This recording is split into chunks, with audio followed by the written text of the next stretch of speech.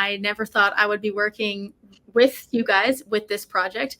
What I'm doing here is hoping to bridge the gap of not only the public's understanding of what is and is not the problem and then the solutions, but also assist in verifying if there are gaps that we can improve on. So when we met online, it was at first, to me, I was like, what? PornHub? Weird. That's not my thing. Look, as an adult, not my thing, not my kink. I personally don't care what consenting adults do. As long as you're not hurting humans or animals, like, do you, free country. However, my fight is child exploitation.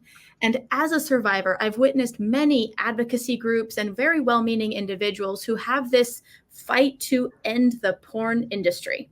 Now, let me just pause right there, because once again, I'm not here to advocate for porn. I don't think it's necessarily healthy for a brain, and definitely not a developing brain. However, I am here to separate the conversation of adult entertainment and sexual expression from the topic of child exploitation, because those two things do not coincide. They should not. But as of now, they're being grouped together by well-meaning advocates who seem to not be very solutions-oriented when it comes to actually implementing solutions and having dialogue and bringing together the right people. So I know that even this discussion, I'm going to bear the brunt of backlash by well-meaning advocates, conservatives, and people who don't think I should have anything to do with your brand. And I understand where they're coming from. However, I'm here to challenge the narrative. I'm here to be fear-facing because, first of all, if they have a problem with me working with people who are not only advocating for the safety, but pledging to implement safeguards and even inviting me in, I haven't done this yet, but you have invited me in to look into and verify your trust and safety protocols. This discussion, we're going to unpack a lot of the allegations and the concerns, the confusion that I've heard, not only about the legal accusations and allegations, about the legislation changes, about your technological solutions and safeguards. We're here to really work towards solutions. So I want the audience to keep an open mind, no matter where they're coming from. There's no bias about the lifestyle, adult expression. My goal is to protect the innocent. In my mind, those are two very different conversations, and I don't see a lot of people effectively separating those things. So again, I appreciate you guys being willing to have this dialogue and even pledging to go above and beyond. Now, I've done a lot of research, not only in your interviews and podcasts and the information you've put out to the public. I know a lot of people haven't. But when I've asked different friends and even peers of mine who are also survivors of trafficking and all kinds of exploitation and abuse, the number one concern or perspective is that currently there is and has been child abuse content on your platforms. So I know there's content uploaded all the time, but I want to first talk about what is the verification and moderation process? How do you safeguard your platform? Can you explain the specific processes and technologies that PornHub, for example, uses to ensure that all the content is uploaded legally and ethically? And then how do you monitor the uploads to prevent the posting of exploitative or illegal content? Kim, you really asked the right question, because you asked about procedure and technology. And it's really important to emphasize that even though we are a tech company and we have some incredible tech solutions, both those that we've developed ourselves and those that we use from third-party providers, technology is not enough in this. And what we've actually done is we've made a massive investment in people. So I just want to frame things. Who we are, what our company looks like, the company we acquired. So ALO is a company of roughly 1,400 employees, but you have to understand that that is completely out of scale for the adult industry. That's a serious undertaking. And the reason why it is so out of scale is because of how seriously we take trust and safety. In fact, of those 1,400 employees, 20% work full-time in trust and safety. Like, that's it. If you would ask, Twitter or Facebook, what are your trust and safety numbers? Like, it's minuscule compared to that, and just in terms of proportion. So that's a massive investment in trust and safety. This cannot be done with technology alone. I'm going to talk about how it's powered by people, whether they're frontline moderators or identity verifiers, or all the way up to those developing policy, managing, and directing. So we put our money where our mouth is. It's a massive investment. It's not cheap to run a trust and safety program that I'm about to describe, but it is critical. And I'll say this, as the ownership group, we never for a moment would have contemplated buying this company if what I'm describing didn't exist, if it wasn't in place. It just would have had no interest to us. would not have been a platform that we could invest in. So let's talk about what that looks like. As of today, there is no content on any of our content sharing platforms that was not uploaded via the verified uploader program, sometimes also called the model program.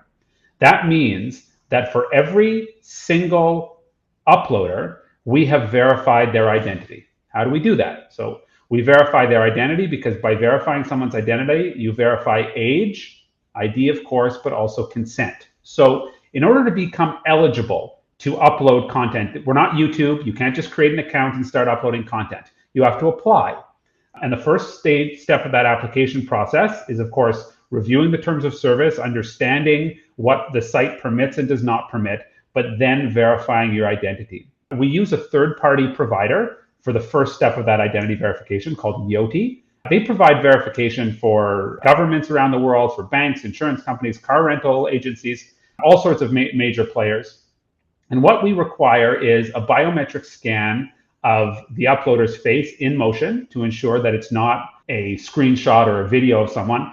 Then government ID, not a screenshot, has to be real. And then the technology matches both. So we verify that you are a live person, a real person. We verify that you have government ID that matches the details you've submitted, and then that your face matches both of those. If you pass those checks, the application is then passed to one of our human moderators to confirm. And I want to underscore that.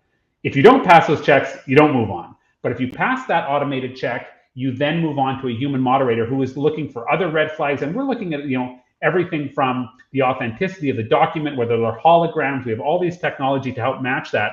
But fundamentally, we're verifying identity. And I want to pause here for a moment to say, some of your listeners may be aware of that. A few months ago, AI-generated deepfakes of Taylor Swift erupted like wildfire all over Twitter and other social media platforms, right? Those would never have passed even the most basic cursory review on our platform because, of course, we don't have Taylor Swift's biometric scan of her face and her ID. That would have been the end of anyone attempting to upload that. We'll get to uploads, but I'm just talking about verifying the identity of uploaders. So, something that people obviously are rightfully concerned. Deepfakes are an extraordinary concern, but that could never happen to that level. Obviously, would never get there because we don't have the ID documents of the individual depicted. So that's verifying the identity of the uploader. Let's move forward for a moment.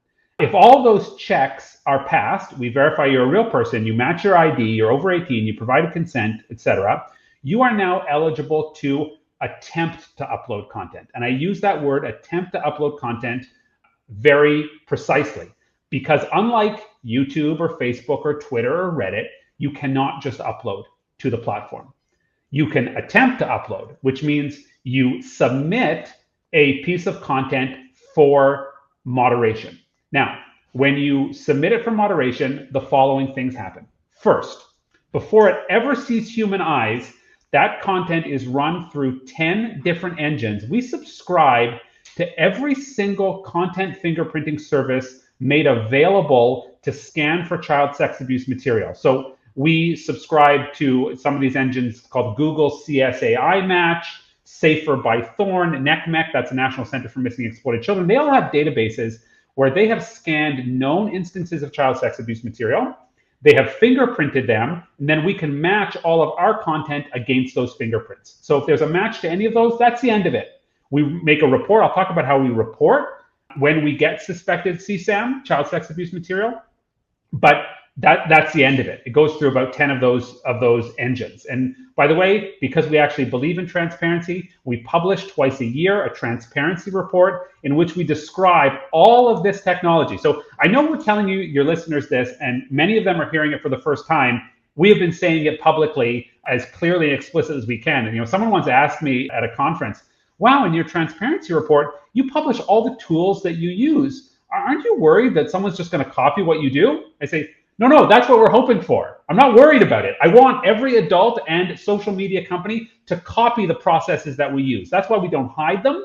We, in fact, are very transparent about them and publish them openly, including the numbers of how many uploads are stopped at what stage and reasons for removal of content, but we'll come to that. Now, if the content passes all of those automated checks, then and only then is it provided to a human moderator for review. We have a team of human moderators that work in shifts, 24 hours a day, 7 days a week, in person. They work in a secure facility because, of course, they are charged with reviewing explicit content and reviewing people's personal identifying information, and they review it for moderation. What are they looking for? Number one, we are the only free content sharing platform on the internet that at present requires all individuals featured in content to provide the platform with their identification and consent. Okay? Doesn't exist anywhere else. Just to confirm, if there's 5 people in the video, the person uploading the content is verified, but they also have to provide verification for those 5 individuals in the piece of content they're uploading. Correct. Every single time they upload every single piece of content. Correct. Right? Now, of course, because we know that individuals might not want to give their identifying information to the uploader. Maybe they just have a business relationship. That's totally fine. They can submit it separately through the portal, but the moderator then matches the ID to the individuals depicted.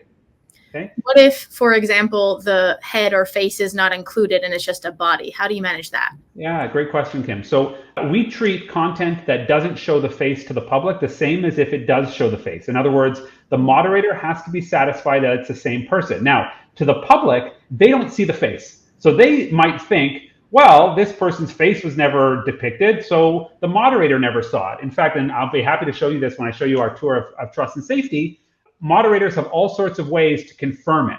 So for example, they can request that the uploader submit a longer clip, not for publication, just for moderation, that does show the faces. Even though that's not what's going to be shown publicly, clip it out, but the moderator will review that.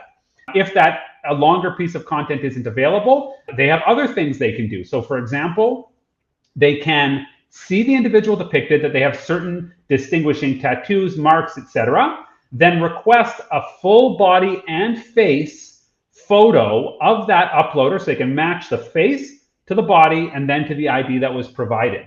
So faceless content to the public might be faceless. It's not faceless to us on the moderation side. Interesting. Yeah. And once again, that's why this dialogue is so important, because there's so much happening behind the scenes, including the fact that all of our moderators are full-time employees of the company. And I know some of your listeners may have heard how other social media companies are outsourcing to call centers around the world. We do absolutely zero outsourcing of moderation. The kind of information we're dealing with is just too private and sensitive to allow for that. And our moderators, it's not sign up today and you're a moderator tomorrow. There's actually a 3-month course before they start any actual work. And at each level, we test them on content because they're doing a lot. They're looking at obviously age ID and consent, but those are the basics. Because for us, our terms of service and our moderation are not bound by what's legal and illegal. I always like to say, complying with the law is like putting your pants on in the morning. You don't get a gold medal for doing that. It is like what's expected of you. But our moderators are looking for so much more than that. Things that we ban. I'll just give you some examples of what is banned and a moderator would be looking for. So obviously, you have to be over 18 to be on the platform. But you can't pretend to be young. So we treat a depiction of an underage person as if it's underage. Whether it's role play, totally consensual, we don't allow it. We will not create a market for that kind of material. Now, sometimes people are more subtle. They don't just get up and say, hi, I'm 17, but they're acting in a way, or they're in a bedroom that has art on the wall that looks like it's a young person, or there's contextual cues that says this is a young person. So we always say a moderator's job is twofold: to look at content, but also to look at context. But we take it even further than depictions of underage. We don't allow any depictions of either non-consensual activity or non-consensual recording. So for example, even people pretending that it's non-consensual, absolutely banned. And by the way, we get uploaders saying, this is our kink, this is what we're into, it's totally consensual. We say, I'm sorry, we're not the platform for you. And at the same time, we also take the exact same approach to depictions of non-consensual recording. So if it pretends to be a spy cam or a voyeur scenario, a hidden recording, we don't allow that. We don't allow even pretend depictions of extortion or intimidation, etc. Similarly, we don't allow for any depictions where a person cannot at all times withdraw consent. So This happens, you know, in the BDSM community, perfectly legitimate, perfectly legal fetish. But if, for example, a person is bound and they can't show non-consent, or gagged to the point where they can't show non-consent, we don't allow that. We don't allow depictions of intoxication by drugs or alcohol. Now, this one's going to blow your mind. I never knew about this. You know, I came from outside this world. We don't allow depictions of mind control or hypnosis, even if it's, of course, it's totally pretend. We don't allow it because what it is showing is a depiction of a sexuality that we're just simply not the platform for that. It's totally legal, right? In fact, there are Hollywood movies made all the time where these things are depicted in fiction and they win major awards, but we don't show that. So moderators are looking for many, many things. I could go down a whole list. We don't allow depictions of serious violence that appear likely to cause serious injury or death. Even though total acting, we don't allow that. So the moderators are doing, it's really a very comprehensive job. And that's one of the reasons, by the way, when a verified uploader uploads a piece of content to PornHub, it can take hours to days to sometimes weeks to go through the moderation process. You're not going to have it up instantly. We simply cannot do that to maintain the standard of moderation that we require.